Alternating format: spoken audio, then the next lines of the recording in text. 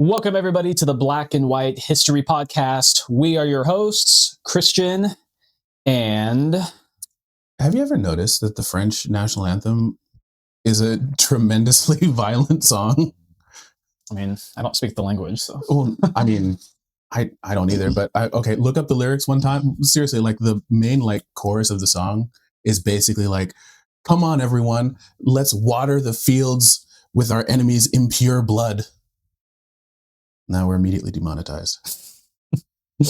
I'm Jordan. I have a lot more respect as an American for the French after researching World War One. I mean, their silly red pants aside, those frogs are tough bastards. Yeah, we're finally doing it. You've been complaining about us not getting up to this point for a while, or at least just longing. Yeah, I've been pining for war. My soul aches for violence. No, World War II is my favorite war, but World War I has a special place, maybe like as an honorable mention for my favorite wars. And it's because like the main theme that I've come up with for World War I is our ability to kill each other far outpaced our ability to think about whether or not we should. In World War I? Yes. Okay, yeah. I mean, it has always been the case that we're way better at killing people and killing each other than like thinking about whether we should. That's just a human thing. But like the industrial scale of being able to mow down tens of thousands of people didn't really exist until like right about now. Yeah. And you would think that we were like, oh my gosh, this is too much. We can't ever do this again. And no, we'll just do it better next time.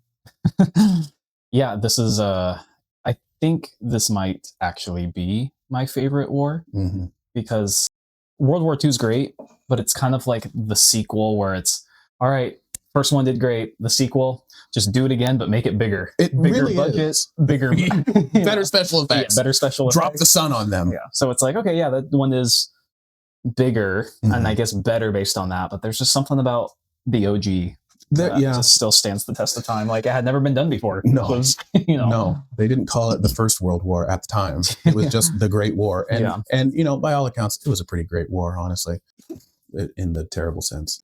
Let's do a little bit of background. Okay. Dear viewers, I know that you have probably been told about World War I. If it's like me, it was somewhere like 8th grade, freshman year, maybe sophomore year. And I didn't care about I didn't care about it at all. And there were too many names and too many countries and countries that don't exist now or were different. But now as a grown-up who can eat ice cream and go to bed whenever I want to, this is actually super interesting if you are into like history, which you're watching this podcast. So you at least have a passing interest in it. So I promised Christian that I would take 5 minutes to do the background because I could get real deep into it. But the streamlined version is this. Okay. In the beginning, God created so God created the Franco-Prussian War. I mean, if you're a Calvinist, that's what you do. So empires have kings and emperors and highfalutin people, and they kind of squabble amongst themselves for land. Land equals resources, like the stuff you can dig out of the ground and farmland and all that stuff. So they fight over that, and they also fight over prestige and glory and honor and blah, blah, blah, all that stupid stuff. Now, this was a major problem for most of human history, especially in Europe, until around the 1600s, where the Peace of Westphalia kind of happened. And the idea of that is nation states should kind of be self-contained, and you should basically leave each other alone because we just keep fighting forever. And millions of people keep dying because your second cousin insulted my brother's third cousin 100 years ago. And so we're going to take that whole nonsense. Why did Britain even want to invade France? That whole thing. Westphalia kind of tried to put that to bed and say, look, these are your borders. They really shouldn't change. And we're going to leave each other alone. We're not going to meddle in each other's affairs, blah, blah, blah, blah, blah, which was great in theory. Fast forward 150 years to the French Revolution. Basically expanded on the idea of the nation not being focused around a single person like a king or an emperor, but it focused on the nation being about the people. and the people's identity and the people's culture and how they wanted the country to be, basically, or the kind of country they were. So that gave rise to what's known as nationalism, which is just the idea that whatever country you are from, whatever country you're in, is good and should continue in basically the same way it always had, with the same kinds of people and the same kind of food and traditions and holidays and all that stuff. That's basically what nationalism is. The problem with that is when you have a big empire that encompasses multiple cultures and ethnicities and backgrounds. So now we zoom in, put it on the map. Austria-Hungary. It's in Central Europe, and Austria-Hungary has a whole bunch of different kinds of people kind of crammed together. So you have Austrians and Hungarians, and you have Serbians, and you have Croatians, and I don't think Poland existed yet, but Poles. Yeah, they're still part of that whole mishmash down there. There's like 15 plus different like ethnic groups, and they do not all agree that Austria-Hungary should look like what Austria-Hungary looks like. Some want to change the whole country. Some people want to make their own country. Some people want to go back to Russia because they're kind of like culturally Slavic, like Ukrainians and stuff are in Austria-Hungary. So the Austro-Hungarian Empire is this big old mishmash of different cultures, and they are not getting along very well internally. And so that's Austria-Hungary. Now, their neighbor, which is Germany, has really, in the last 50 to 100 years before the war, has really solidified itself as a dominant power, and they are trying to expand their influence to kind of rival France and Britain, because look at a map. Germany is right here. Belgium's right here. France is right here. And England, Britain is an island right over there. So Germany has a lot of landmass, but historically they've been basically dominated by Britain and France. Now they've kind of broken through that after the Franco-Prussian War, which is a whole other thing we're not going to get into. That war happened. And Germany is now starting to industrialize and really want to expand their influence, gather more resources, become a world trading partner to rival Britain, France, all these other countries. And like any good neighbor, if your neighbor starts buying a whole bunch of guns and has a tank parked in their front yard, you're going to start like asking questions and like, maybe we should buy a tank. Like, I don't know, the neighbor has a tank. It's like a Keeping Up with the Joneses, but with guns and such. That, like I've talked before about the concept of international realism, which is the concept that countries are self-interested. They want protection for themselves, and they want to expand, and they want to have enough resources for their people and their power structure. And they're willing to fight other countries or take over land, or, usually it's kind of nibble at the edges and like, hey, maybe the border was here and now it's going to move 100 miles here. The U.S. kind of did that with the Texas independence. It's like Mexico said the border was here and America said the border was there, and they had a whole war about it. That kind of thing. So Germany is really gaining influence, and it's kind of freaking the rest of Western Europe out, but they're kind of content to just sort of sit back a little bit and not start anything. But they kind of are talking amongst themselves like, we're going to do something about Germany here. But no one really wants to go first. No one really has any reason to go first, especially Britain. Britain is on an island, and they're like, we kind of want out of this whole deal. You guys do your continental European stuff. We're just going to be out here, governor, isn't it? So that's the very, very brief, like, now we're in like the late 1800s, early, like mostly late 1800s into the early 1900s, kind of setting the stage for who these people are and why we're even interested in them. Yeah. I guess with the Austro-Hungarian situation is you have all these countries right below that are really new and really small, like Serbia, Algeria, and Romania, and Greece, and like all these things, that all came from what was known as the Balkan Wars against the Ottoman Empire. And so Ottoman Empire, that name makes it sound like they're really strong at this point. They're basically on their last leg. Yeah, they were strong 1,000 years ago. Yeah. They had a series of pretty bad leaders that made that once upward arrow start going down. Yes. So basically they kind of lost all that land where all those countries are popping up at. Their borders are being pulled away. And so, and that's where you get the, whoa, like I'm Serbian, but I don't want to move because like my family's owned this ranch for like 7 generations. So Serbian ranch. A bunch of Serbian cowboys. I guess I should have said farm. But I don't know. Whatever. I like the idea of Serbian cowboys. Let's keep it in. I don't know. Yeah. Anyway, so, because it's like, well, why don't you just move? But it's like, I'm from here. Yes. You move. You just drew the lines around my ranch.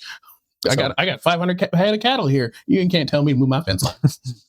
But yeah, so we'll probably might have to cover a little bit more of that, but I think that's kind of like a basic. That's the main thing. The interesting thing though is Otto von Bismarck. Yeah, as a German chancellor yes. from like 1880s and like stuff like that. Right before he died before the World War I. He said that he predicted that this war would happen. And he said that it would probably be started by some damn fool from the Balkan Wars. And so literally someone from those new countries popping up. Mm-hmm. So this whole thing was a huge powder keg, basically. Yes. It's kind of what it comes down to. And like something was going to happen and everyone was kind of waiting to see what it would be. Well, now and we found out what it was going to be. Take me out, Franz Ferdinand. So yes, this is the part that everyone remembers because like our generation, when we learned about it, Franz Ferdinand was actually like a band that did that cool song, Take Me Out. They do other songs. But the Archduke of Austria-Hungary is Franz Ferdinand. Now the Archduke is basically like a prince. So he's second in line. I can't remember how he's related to the He was the nephew. And the reason why he was going to be the one instead of the actual emperor's son was because the emperor's son died.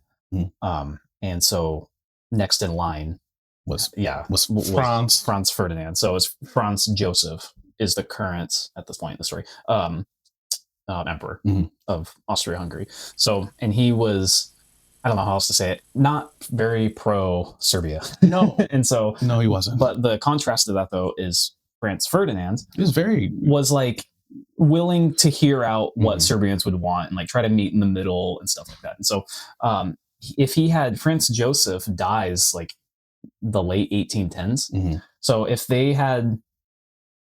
Franz Ferdinand had been the one, if they just waited and he was the one to come into power, then this whole issue, or at least maybe many of the issues that Serbia was having, wouldn't have mattered because he would have more likely have met better demands. Yeah, I mean, with them. At least to placate them. Yeah, but it doesn't matter. So, but they didn't. So, so Franz Ferdinand goes on he takes a trip to Sarajevo, and with his wife Sophia. Yes.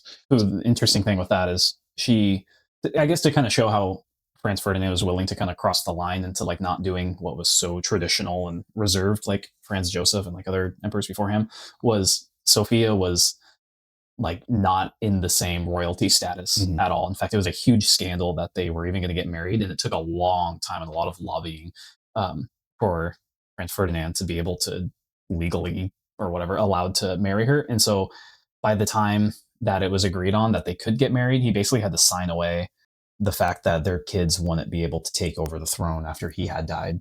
And that would have been a problem. Yeah. But, so they were really looking forward to this trip because they couldn't really be seen together in public throughout Austria-Hungary. But once they got to Sarajevo, where it's like it's more of just like military base, like Serbian people, it wasn't as like big of a deal for them to see in public. So it was kind of a big thing like, oh, let's go, it's kind of like in the 60s mixed racial marriage thing or something. Kind of, yeah. And like, remember, we're really not far away from like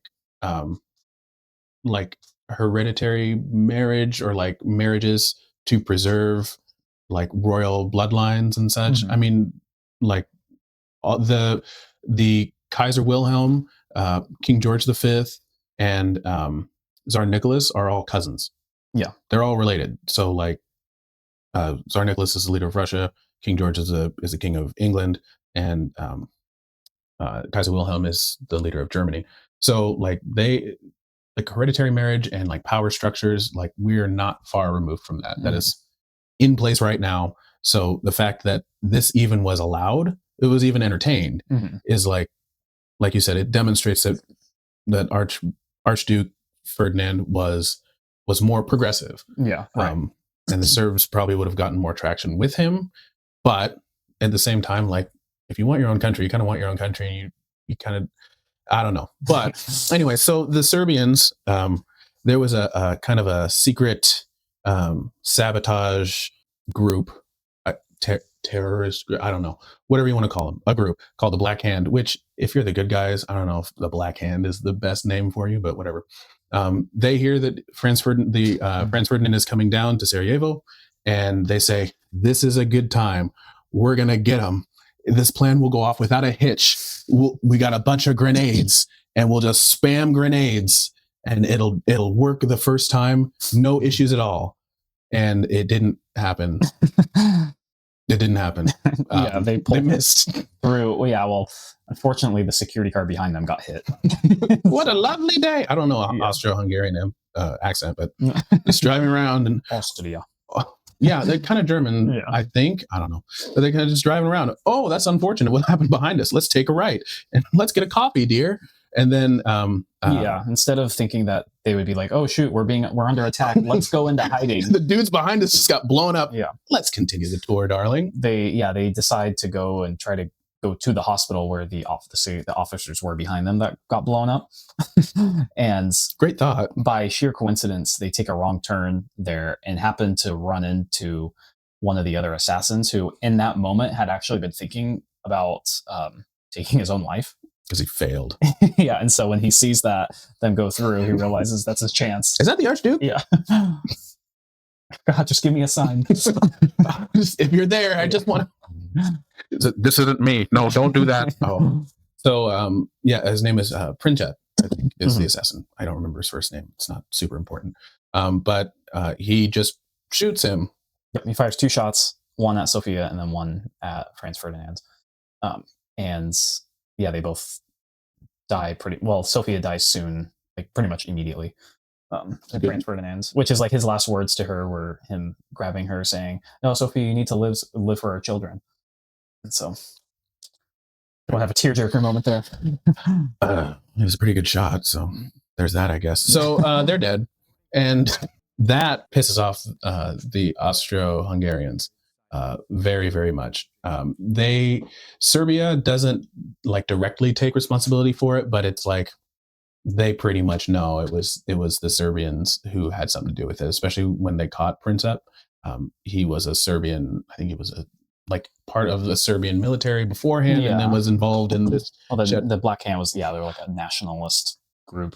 Yeah, obviously for Serbia. So it's I don't know if it was ever decided on if it was directly, like state sponsored. Yeah, right. Go get these guys. You can kind of see how it might be, but that's why you use proxies for plausible deniability. Yeah. It didn't really work in this case because no, it was you. We know it was you. So what Austria-Hungary does is they send a list of demands down to Serbia and basically say, do all these things or we're going to declare war on you. Now, this list of things is just, it was never going to fly.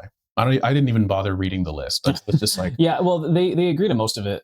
There's 10 demands, and it's kind of stuff like take down any anti-Austria propaganda, fire any high-ranking military officers and politicians who have anti-Austria sentiment, things like that. The one that Serbia didn't agree to was that Austria-Hungary wanted to be involved in their court system. Oh. And then that's where they said, no, we don't want to do that.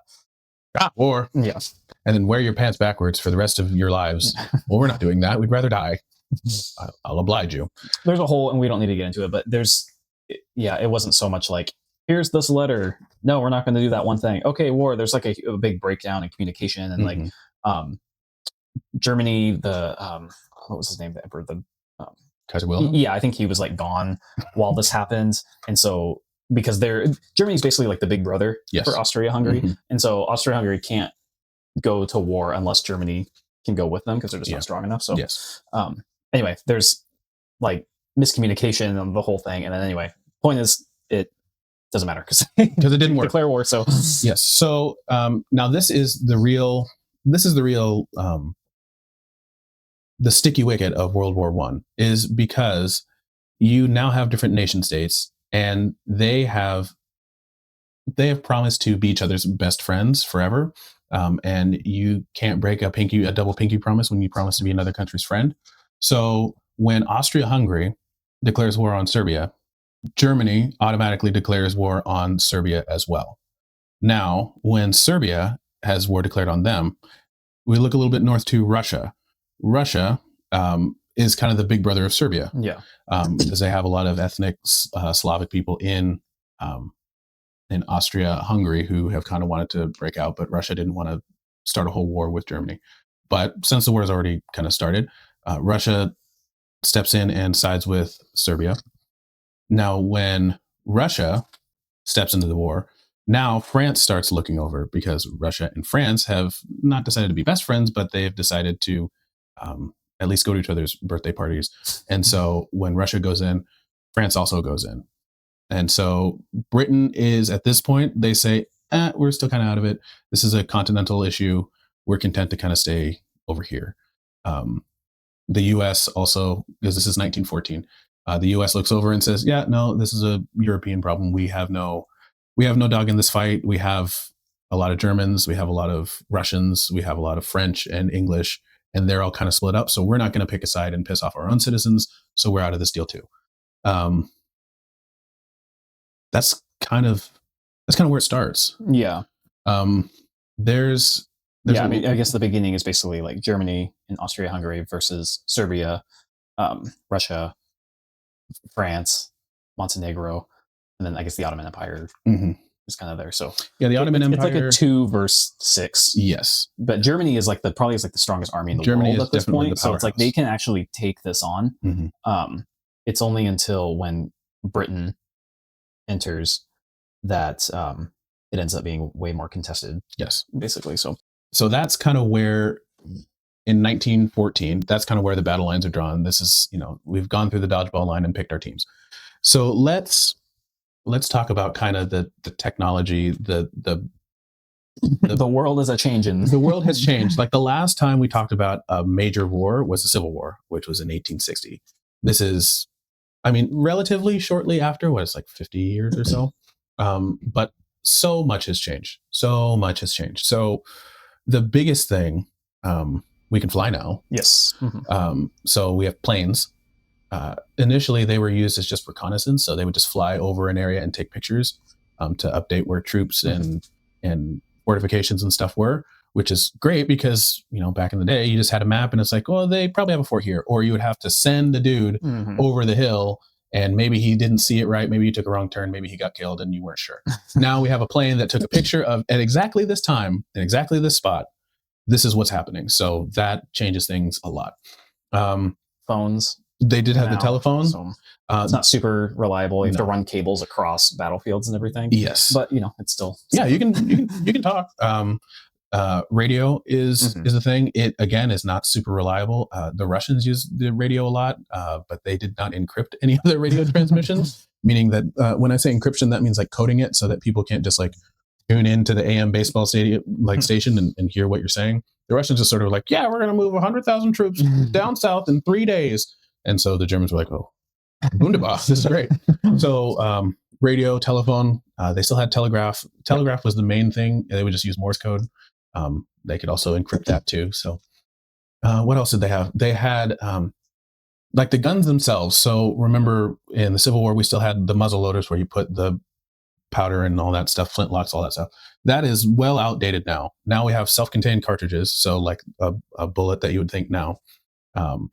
And they have, they're called bolt actions. So like your old hunting rifles where you go and pull the thing back and then it shoots.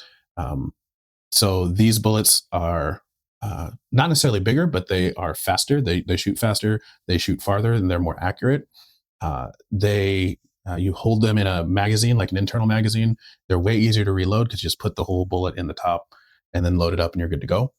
In addition to that, they also had machine guns.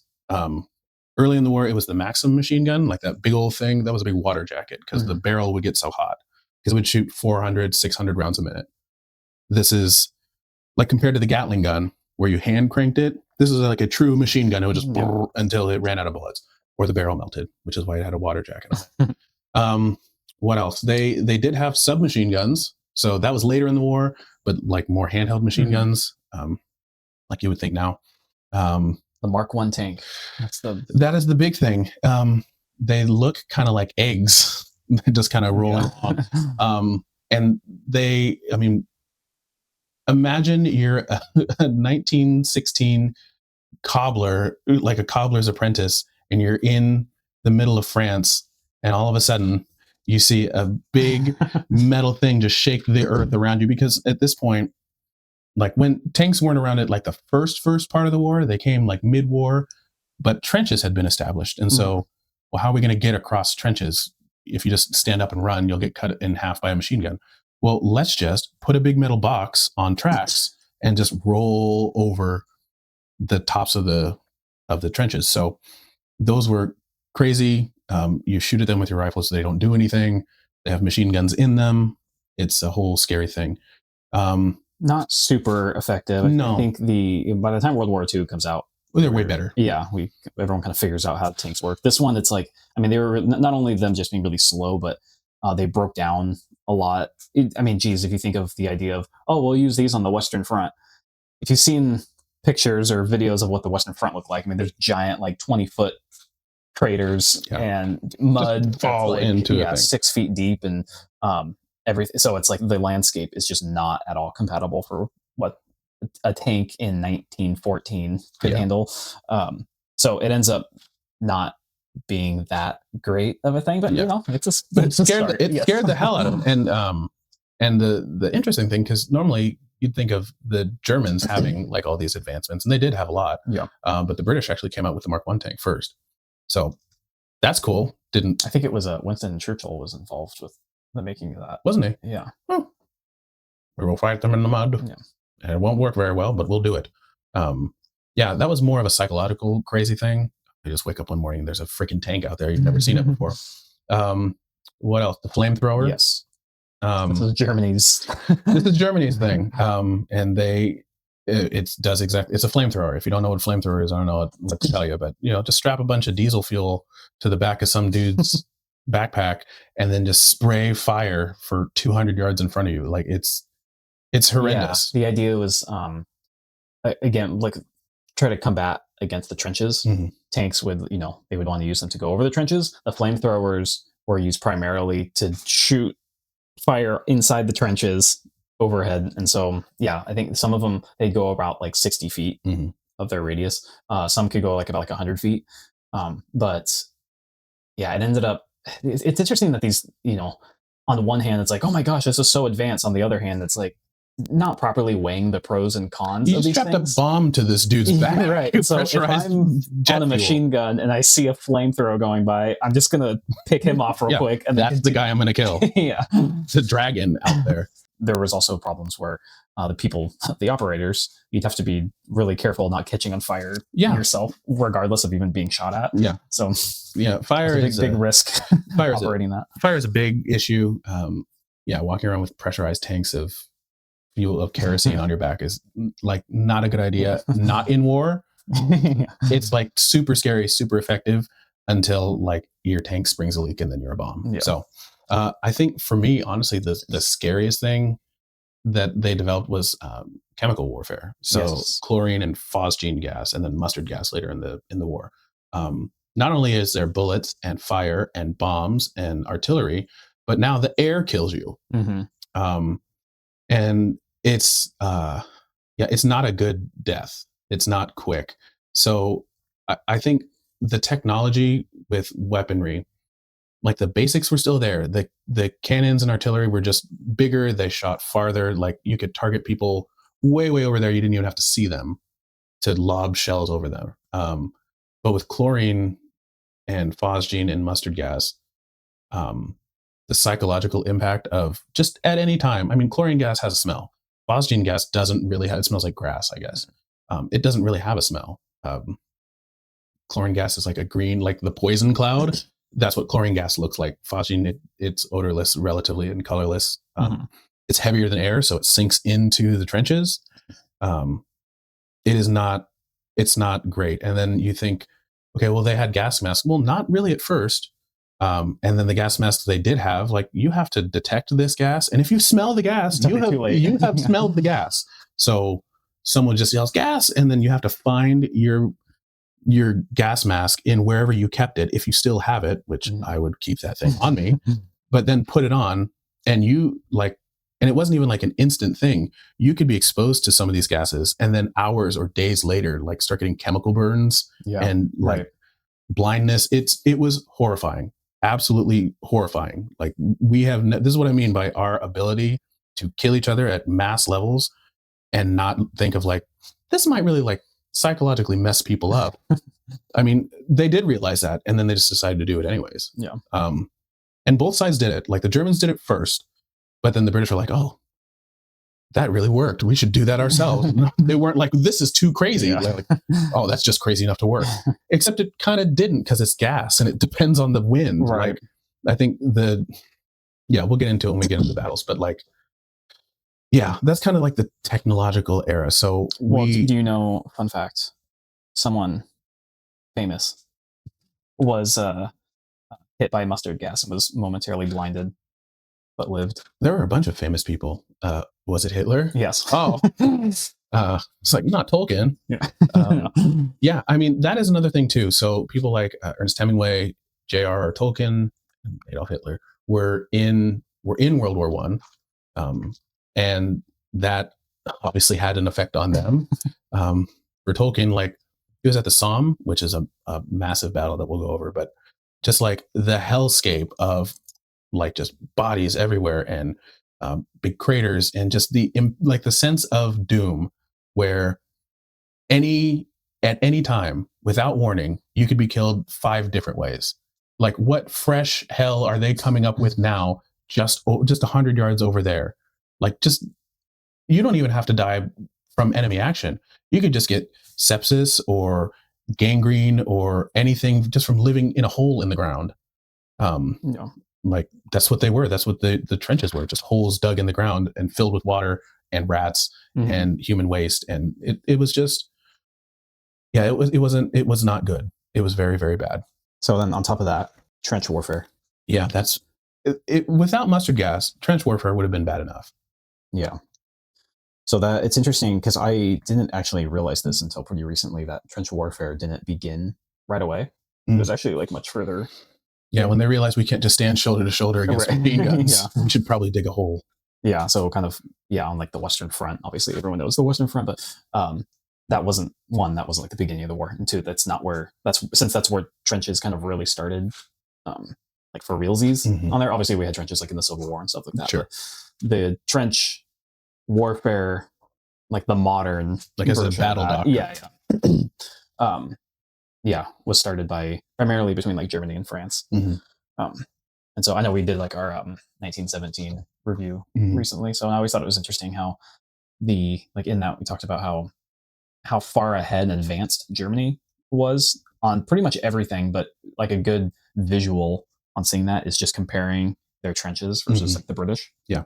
And just how, like, they just had it together so much better. They're deeper, and there's, like, concrete and, sandbags that are 20 feet high, and there's, like, more, like, the bunkers inside are bigger and stronger, and And the British and the French are just dig a hole just deep, like, dig a long hole, like 300 miles long, just deep enough where you won't get your head shot off, and then put some, like, plywood on the bottom, and then immediately flood it. Like, it's just, yeah. I mean, even like they tried to have drainage and things like that, but so easy to collapse.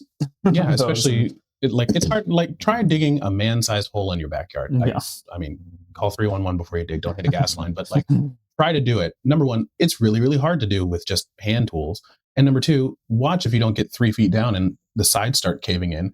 God forbid it rains and then the whole thing just turns into a mud pit. Like, there's just no way. And add on to that, your neighbor is just throwing bombs into your yard and just making not even the hole you're in unstable, but, like, the ground around it, like the shockwave of something hitting the ground and exploding, it, like, turns the ground into, like, a liquid for a second. It's not, it shouldn't be possible for that to happen. And it did, kind of, to varying degrees of success, but it was just not good. It was really not good. And the sad thing too, like mid-war, when they started drafting people, like the shine had kind of come off of the war for sure.